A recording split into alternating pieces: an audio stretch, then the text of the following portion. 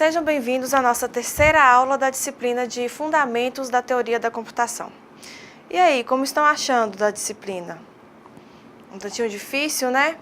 Mas não desistam, o segredo é não se apavorar e reler o material quantas vezes achar necessário. Quer uma dica? Se você está lendo o material e enganchar em alguma parte, tiver alguma dificuldade, não pule e prossiga com a dúvida.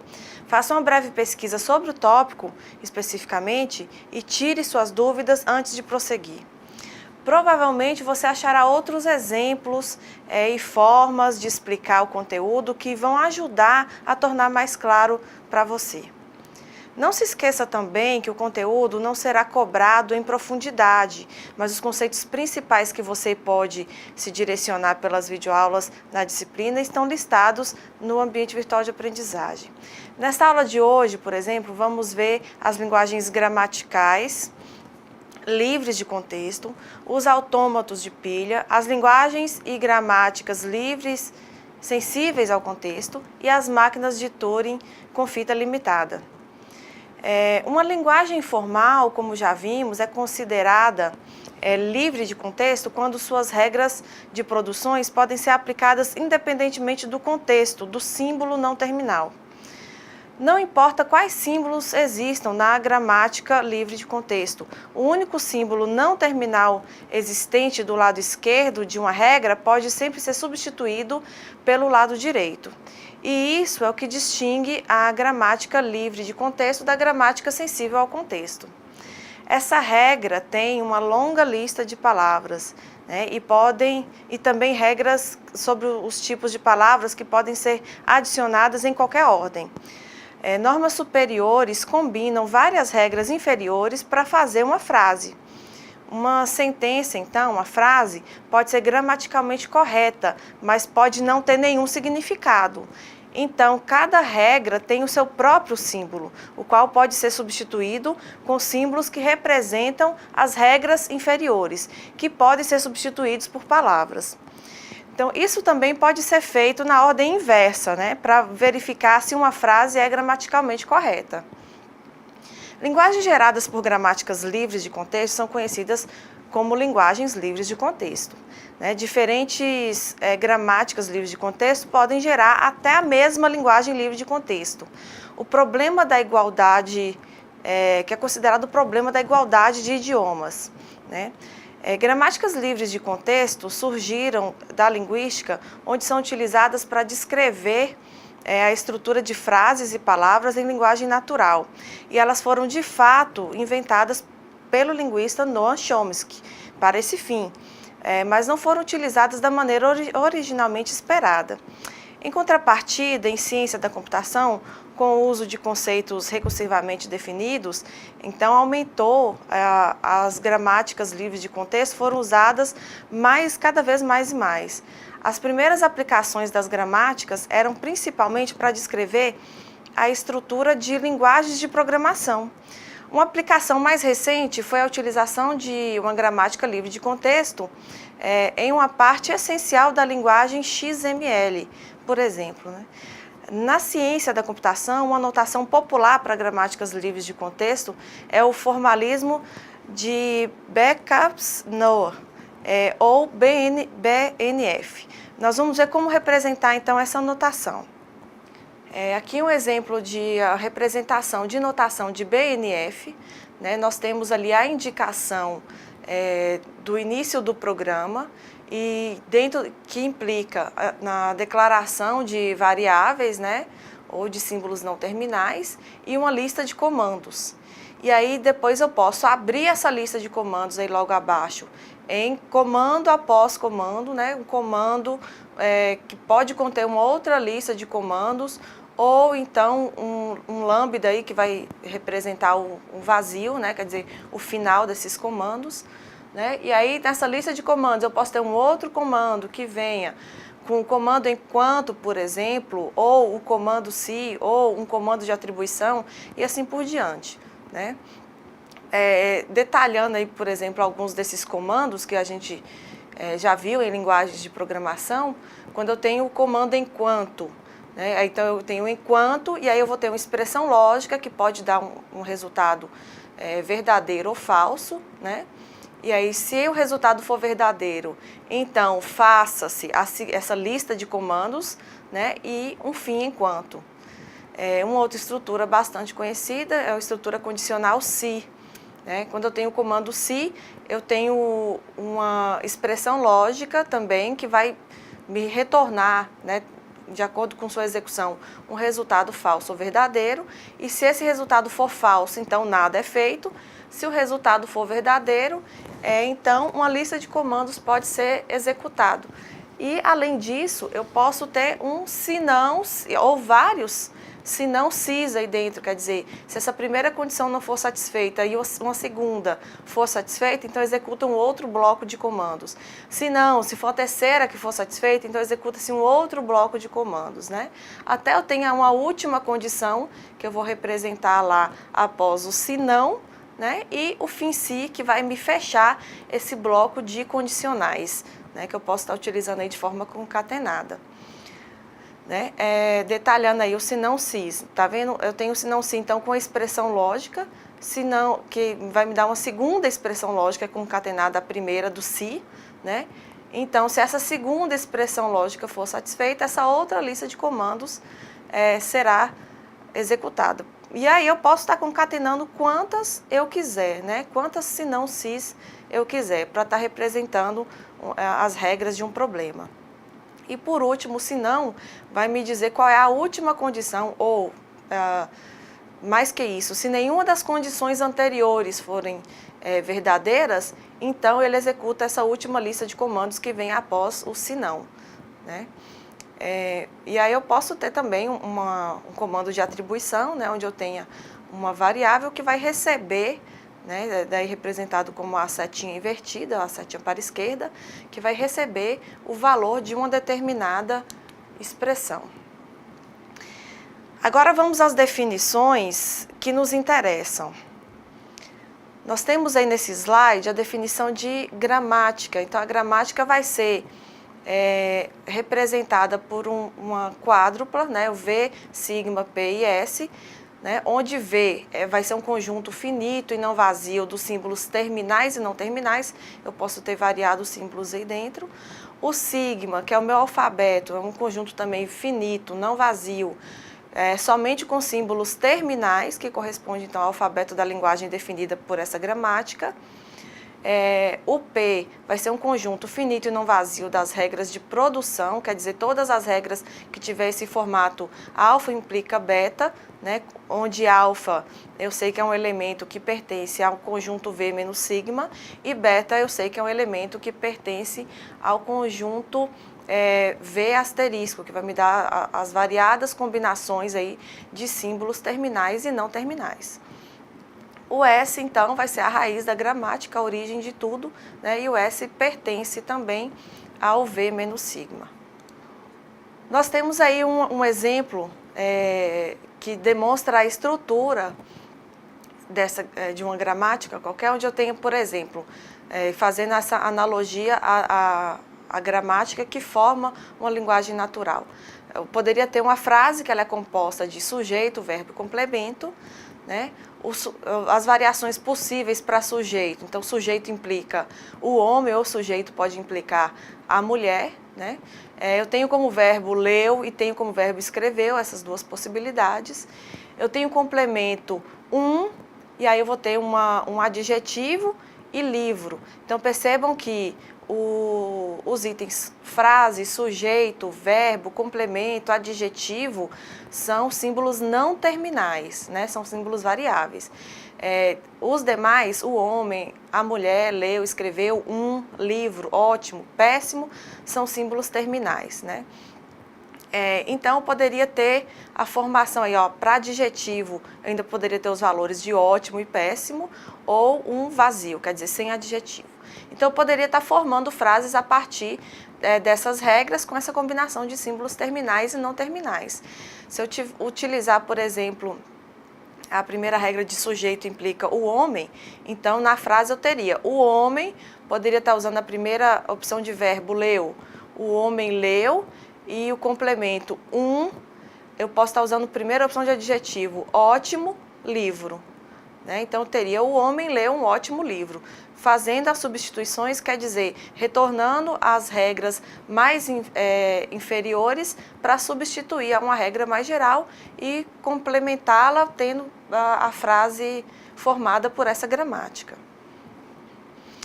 Como pode-se perceber, os símbolos não terminais em gramáticas livres de contexto podem ser utilizados para representar classes sintáticas bem definidas, permitindo então um elevado grau de intuição e de clareza na interpretação e na estruturação de sentenças pertencentes a essa linguagem. Quando utilizados para representar subconjuntos de linguagens naturais, ou mesmo linguagens pseudonaturais, como, por exemplo, as linguagens empregadas em sistemas de consulta de banco de dados e em diversos outros tipos de interface homem-máquina, especialmente nos aplicativos voltados para usuários leigos em computação, então as gramáticas livres de contexto desempenham um papel muito importante para os projetistas de tais sistemas, pois permitem a formalização da linguagem de interface, facilitando a construção do seu respectivo reconhecedor. No entanto, a maior aplicação das gramáticas livres de contexto ocorre na formalização sintática das linguagens de produção de alto nível.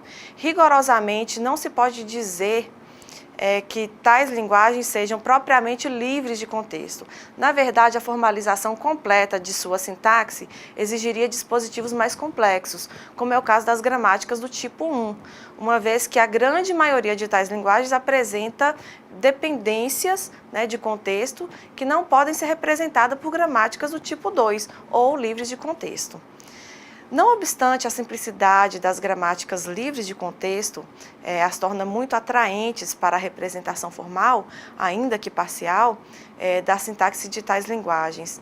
As gramáticas livres de contexto constituem, pois, uma solução de compromisso em que o rigor da definição sintática é ligeiramente sacrificado em favor do uso de uma notação mais intuitiva e fácil de ser manipulada do que as gramáticas do tipo 1. Vamos ver um exemplo no slide. Então, aí nós temos um exemplo de uma gramática livre de contexto que é definida da seguinte forma. Seja P um conjunto de regras abaixo e considerem-se sigma, V e S, subentendidos, quaisquer. Então, nós temos essas regras. As representações aí de letras maiúsculas para símbolos não terminais e letras minúsculas para símbolos terminais. Então, nós temos que esão implica em tesão e esão, mais esão. Esão implica tesão. Tesão implica efão vezes tesão. Tesão implica efão. Efão implica simplesmente o aí entre parênteses, o esão. E efão implica em um azim, que é um símbolo terminal conhecido. Então, nós vamos considerar a sentença azim vezes azim mais azim, e verificar se ela pode vir se ela faz sentido, dentro desse contexto dessa gramática, que a gerou. Ela pode ser obtida, então, através da seguinte sentença. Se eu começar pela implicação esão implica tesão, que é a nossa segunda regra, eu posso ter com isso de que eu sei que esão também implica efão mais tesão, então eu posso substituir isso no primeiro lado da implicação. Então eu tenho que efão vezes tesão implica em azim vezes tesão, já que eu tenho que efão, ele implica azim. Então eu posso substituir o efão pelo azim e ainda manter o sentido. Então nós estamos em azim vezes tesão. Como eu tenho que o tesão implica o efão, eu posso fazer essa substituição de novo. Então, eu vou ter a implicação de azim vezes efão. Mas o efão, ele pode ser o entre parênteses. Então, eu faço essa substituição também, por essa regra, utilizando a quinta regra. Então, eu tenho azim vezes o entre parênteses. Mas esse entre parênteses, o ele implica o tesão mais esão, que é a nossa primeira regra lá. Então, eu posso fazer essa substituição sem alterar o sentido ainda. Então, azim vezes tesão mais esão. E aí, eu posso continuar minhas substituições. Eu tenho o meu tesão, que implica o meu efão, eu faço essa substituição. E aí, para eu chegar no efão, que implica o azinho, e aí, então, eu vou ter o Azinho que multiplica Azinho mais Ezão. Tá, uma vez que eu tenho esse Ezão, eu posso voltar lá de novo na minha segunda regra, que é o Ezão implica Tesão, fazer essa substituição, né? E eu tenho também que Tesão implica Efão, eu faço essa substituição novamente. E por último, utilizando a última regra, Efão implica Azinho, eu faço essa substituição, portanto, eu consigo chegar facilmente na sentença Azinho vezes Azinho mais Azinho, né? Então, portanto, essa sentença é uma sentença válida, né, e possui significado dentro dessa gramática proposta por esse conjunto de regras.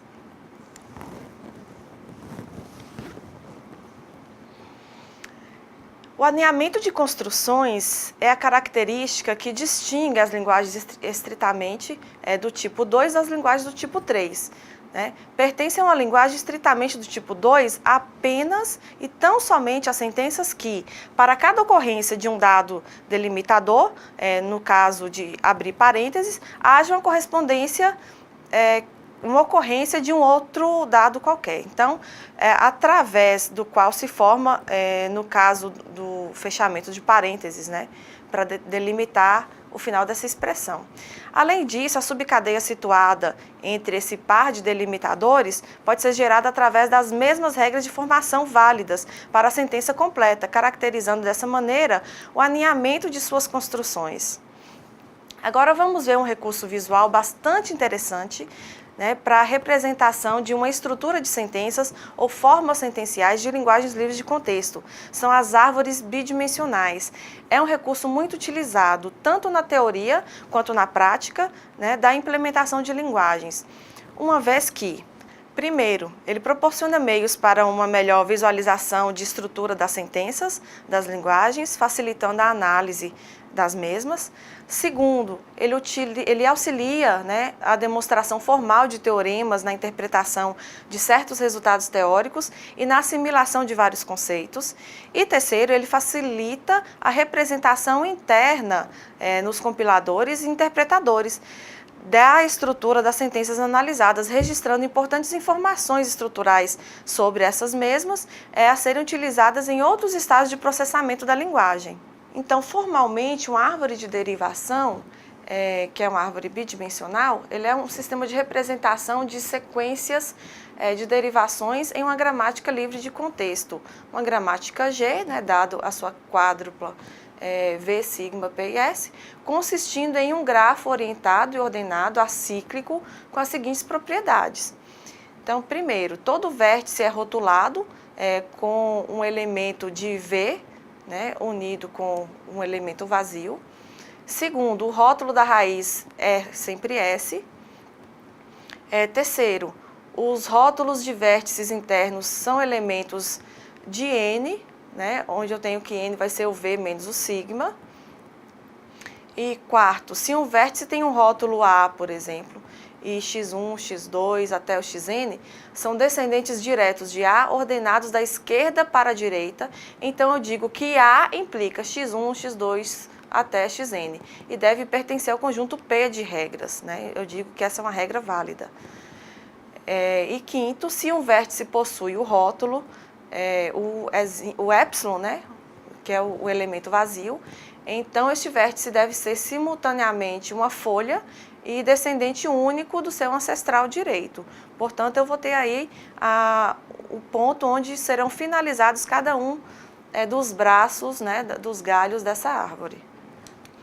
Nesse exemplo, então, de árvore de derivação, eu tenho aquela mesma construção, aquele mesmo conjunto de regras que eu coloquei para ser lembrado aí à esquerda, e aí, a partir dele, eu consigo montar, então, a minha árvore de derivação. E então, eu tenho lá que logo abaixo de E, eu tenho que E implica T, então representado no primeiro galho da árvore. Então, nós começamos a partir de E, né? Então, o meu S é E. E a partir de E, então, eu tenho o primeiro filho, que é o T. Eu tenho que o T implica F vezes T, né? Então, eu tenho embaixo aí como folhas o F vezes e o T, mas o T tem outras implicações, então o T vai ter mais conteúdo de árvore aí para baixo. Eu tenho lá nas regras que o T implica o F, né? Que é a quarta regra, né? O T implica F. Então, eu tenho logo abaixo do T, eu tenho o F. Eu sei que o F implica o E em parênteses, então eu tenho aí o E em parênteses logo abaixo. E eu sei que o E implica T mais E, que é a nossa primeira regra lá. Então, eu vou ter abaixo do E o T mais E, né? Eu tenho que o T implica F, então logo abaixo desse último T folha eu vou ter o F, então o F passa a ser folha. E eu tenho abaixo do E, que o E implica T e o T implica F, então eu vou ter lá o F folha. Aplicando a última regra lá, o F implica em Azim, então no final eu vou ter como folha os valores Azim e Azim. Se eu observar fazendo uma leitura da esquerda para a direita, e tirei esse exemplo do livro, faltou inclusive colocar o valor de Azinho lá naquele primeiro F, né, derivado de T e E.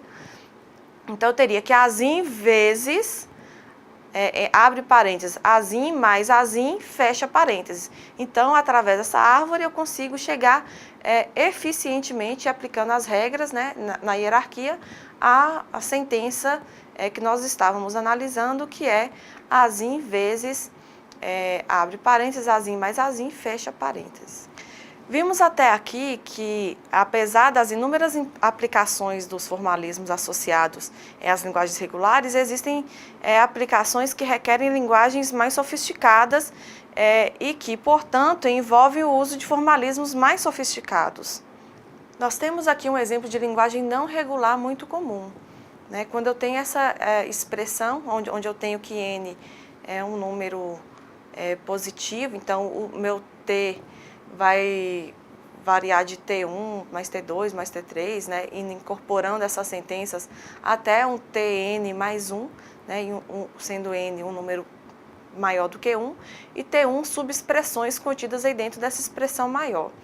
Então, intuitivamente, um autômato formal, né, não pode lembrar que leu n ocorrências, né, um autômato finito, porque a gente não tem uma memória associada a esse autômato. Então, para um certo conjunto lá de ocorrências de símbolos de n, né, para um n qualquer arbitrário, eu não tenho como armazenar essas informações. Para resolver esse problema, nós vamos apresentar uma extensão dos autômatos finitos, que são os denominados autômatos de pilha, que são de grande importância, visto que constituem uma base para a obtenção de reconhecedores para muitas linguagens que ocorrem na prática. Em particular, alguns desses compiladores de linguagens de programação utilizam alguma variante do autômato de pilha na fase de análise sintática. Diferentemente dos autômatos finitos, que não se utilizam da memória auxiliar prevista no modelo genérico, os autômatos de pilha têm o seu poder de reconhecimento estendido quando comparado aos autômatos finitos, justamente pela disponibilidade e pela utilização de uma memória auxiliar, organizada na forma de uma pilha. A pilha de um autômato de pilha pode ser entendida como uma estrutura de dados, como a gente já conhece, de capacidade ilimitada, na qual a máquina de estados é capaz de armazenar, consultar e remover símbolos de um alfabeto próprio, denominado alfabeto de pilha, né? Segundo a convenção usual para as estruturas desse tipo, né? Então, nós utilizamos a mesma estrutura LIFO, que é o Last In, First Out, né? Quer dizer, o último que entra é o primeiro que sai, quanto aos seus demais componentes e características, o autômato de pilha, então, se assemelha a um autômato finito anteriormente estudado. Formalmente, então, o autômato de pilha vai ser definido dessa seguinte forma, através de uma cétupla M, né? Nós vamos chamar dizer que M é um autômato de pilha, e nós vamos ter M composto de Q, sigma, tal, delta, Q0, Z0 e F, onde Q é um conjunto finito de estados possíveis que esse autômato pode assumir. O sigma vai ser o nosso alfabeto finito e não vazio, né, nosso alfabeto de entrada. O tal é um alfabeto finito e não vazio de pilha, né, são os elementos que podem compor a pilha. O delta é uma função de transição, então nós vamos ter aí o conjunto, todos os conjuntos possíveis, né, de regras formuladas que vão compor, utilizando esses conjuntos que vão compor o delta. O Q0 é o nosso estado inicial, né, dentro de M, então é um dos estados possíveis, quer dizer, ele pertence a Q e vai ser marcado como nosso estado inicial. O Z0 é o símbolo inicial da pilha, então o Z0 pertence ao nosso tal. E o F é o conjunto de estados finais, então ele também está contido dentro do nosso conjunto de estados, porém serão marcados como estados finais do autômato. A configuração de um autômato de pilha, ela é definida pelo seu estado corrente, pela parte da cadeia de entrada ainda não analisada e pelo conteúdo da pilha. A configuração inicial de um autômato de pilha é aquela em que o autômato se encontra no estado inicial, Q0. O cursor se encontra posicionado sob a célula mais à esquerda da fita de entrada e o conteúdo da pilha é o Z0. A configuração inicial para o reconhecimento de uma cadeia W, por exemplo, é representada como o Q0, W, Z0. As possibilidades de movimentação de um autômato de pilha em uma dada configuração são determinadas a partir de 3 informações: do seu estado corrente, o próximo símbolo presente na cadeia de entrada e o símbolo armazenado no topo da pilha. Observa-se, pela definição da função delta, a possibilidade de movimentações em vazio, sem consumo de símbolos da fita de entrada, e também a possibilidade de serem especificadas transições não determinísticas. Nota-se também a obrigatoriedade imposta por essa formulação de consultar o símbolo presente no topo da pilha em toda e qualquer transição efetuada pelo autômato. Após a aplicação de uma transição, o cursor de leitura sofre um deslocamento de uma posição para a direita e o símbolo presente no topo da pilha é removido, sendo substituído pela cadeia de símbolos especificada no lado direito da transição. No caso de transições em vazio, em que não há consulta de símbolo na fita de entrada, a posição do cursor permanece inalterada após sua aplicação.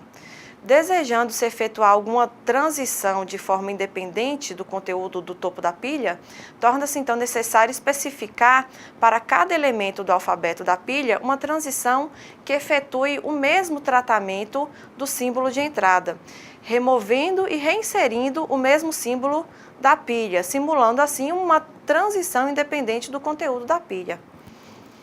Havendo 0 elementos em delta nas nossas regras, isso implica que não há possibilidade de movimentação a partir da configuração considerada.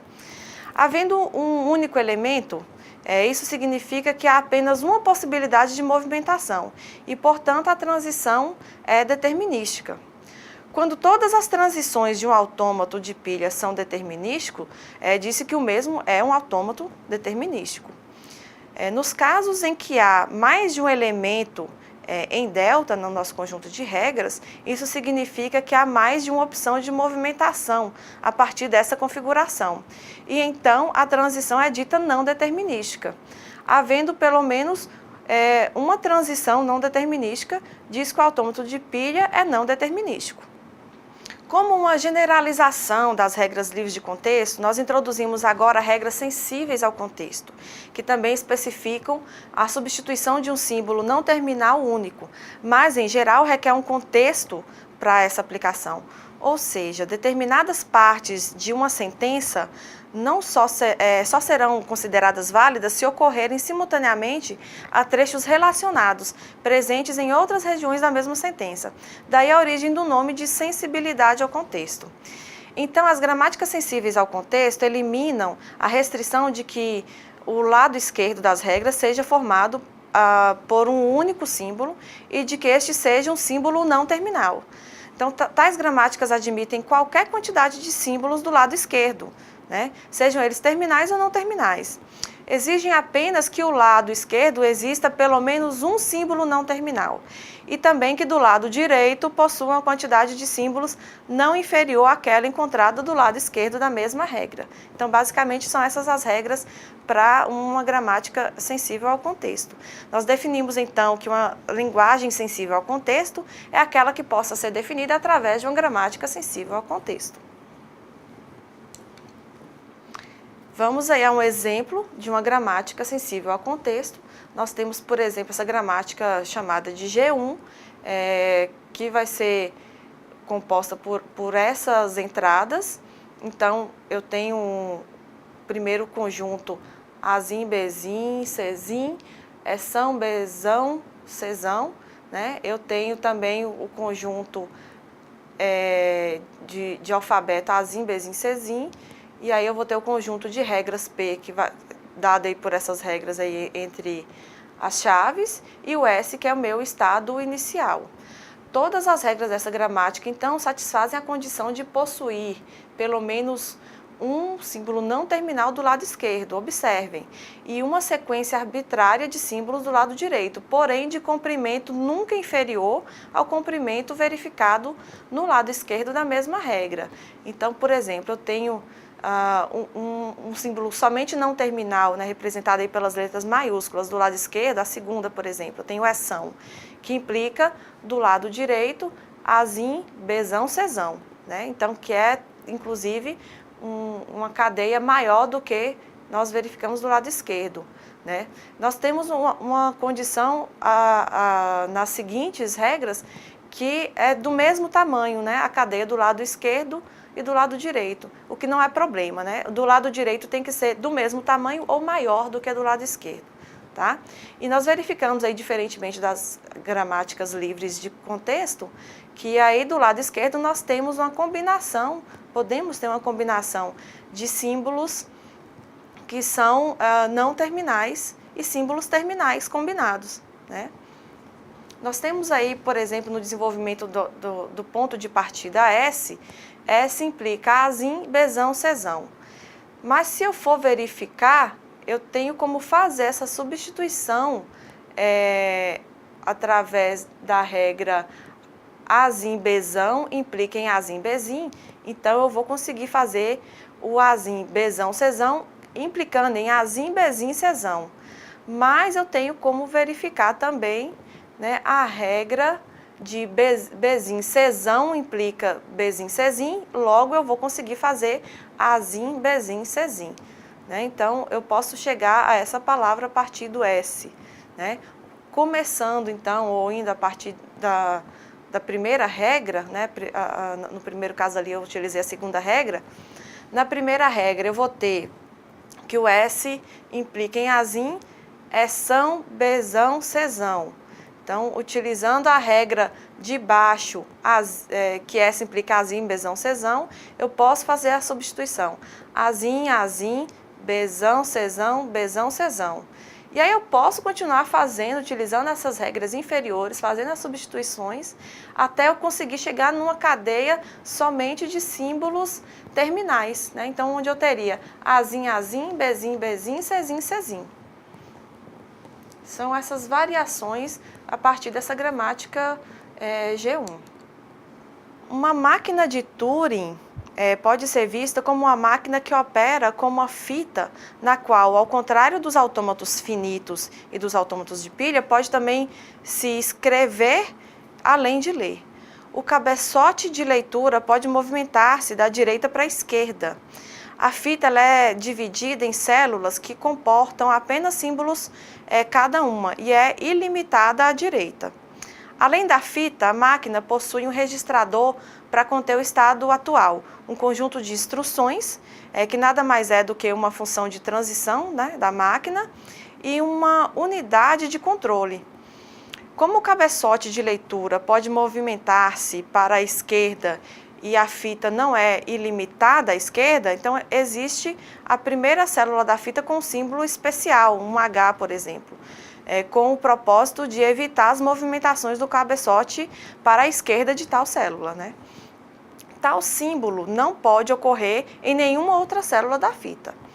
No início, o registrador da máquina detém o estado inicial e a fita contém a palavra de entrada a partir da sua segunda célula. O restante da fita, com exceção da primeira célula, que possui H, contém somente espaços em branco, ou célula vazia.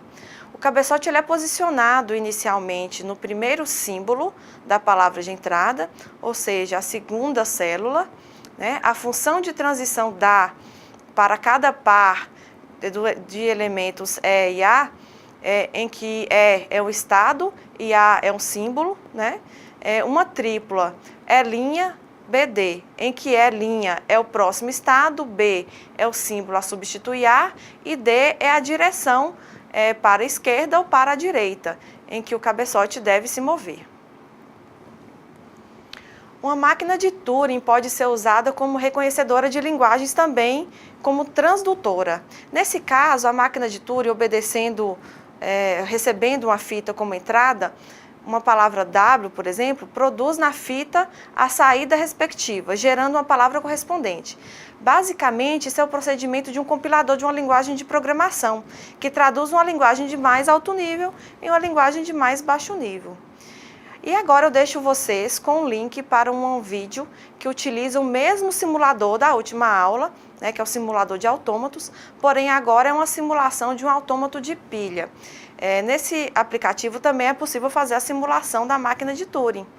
Testem as duas possibilidades e deixem seus comentários e dúvidas nos fóruns da disciplina no ambiente virtual de aprendizagem. Assim nós encerramos mais uma videoaula. Espero que estejam lendo o caderno didático, participando dos fóruns de discussão e bons estudos e até a próxima aula.